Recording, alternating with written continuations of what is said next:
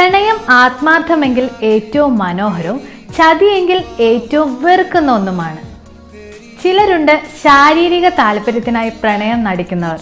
അത്തരത്തിൽ പ്രേമമാണോ കാമമാണോ എന്ന് തിരിച്ചറിയാനുള്ള വഴികൾ പറഞ്ഞു തരാം.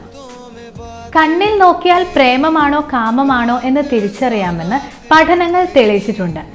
അത്തരത്തിൽ സംസാരിക്കുമ്പോൾ കണ്ണുകളിലേക്കാണ് നോക്കുന്നതെങ്കിൽ അത് വൈകാരിക അടുപ്പവും, മറിച്ച് ശരീരഭാഗങ്ങളിലേക്കാണ് നോക്കുന്നതെങ്കിൽ അത് മറിച്ചുമാണ്. തക്കം കിട്ടുമ്പോൾ ശാരീരിക സുഖത്തിനായി ശ്രമിക്കുന്നുവെങ്കിൽ അതൊരിക്കലും യഥാർത്ഥ പ്രണയമല്ല. പ്രായപൂർത്തിയായ ഒരാൾക്ക് നല്ല സ്പർശനവും മോശമായ സ്പർശനവും തിരിച്ചറിയാൻ സാധിക്കും. ആത്മാർത്ഥമായി സ്നേഹിക്കുന്ന ഒരു വ്യക്തി ഒരിക്കലും മോശമായി സ്പർശിക്കില്ല.